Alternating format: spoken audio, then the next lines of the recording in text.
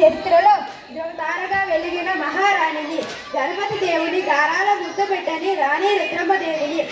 నా తండ్రి గణపతి దేవులకు పుత్రులెవరూ లేనందున నన్ను ఆడపిల్లలా కాక అచ్చం మగపిల్లవాడిగా పెంచి రుద్రమ్మదేవుడు అనే నామకరణం చేసి కత్తిసాము, గుర్రపు స్వారీలతో సహా సకల కళా విద్యలను నేర్పించి పట్టాభిషేకం చేశారు.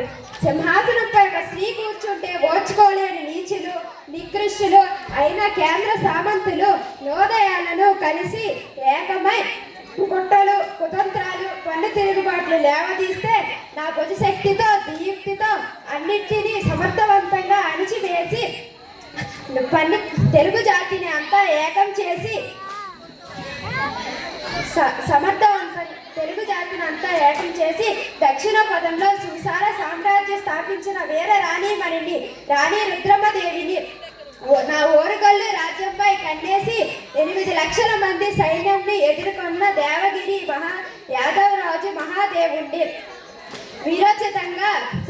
వీరోచితంగా ఎదుర్కొని రణరంగంలో నిప్పులు కురిపించి శత్రువుల గుండెల్లో సింహ స్వప్నమై నిలిచి పొలిమేరలు దాటేలా తరిమి కొట్టి నా పాదాల వద్ద మొగడిల్లేలా చేసుకున్నాను. యుద్ధరంగంలో నా కాళ్ళు మోపితే శత్రువులు భయంతో తోక ముడుస్తారు.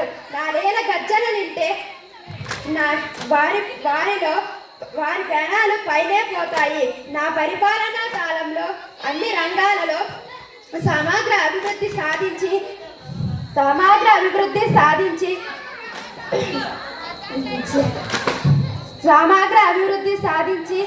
శిల్పాలన్నీ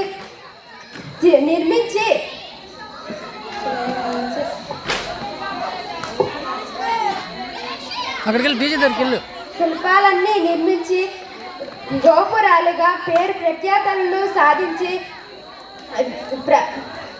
పరిపాలన అంటే రుద్రమ్మదేవిదే అని తరతరాలు చెప్పుకునేటట్లు చేసి అమ్మల తమ్మని పరిపాలనను అందించాను.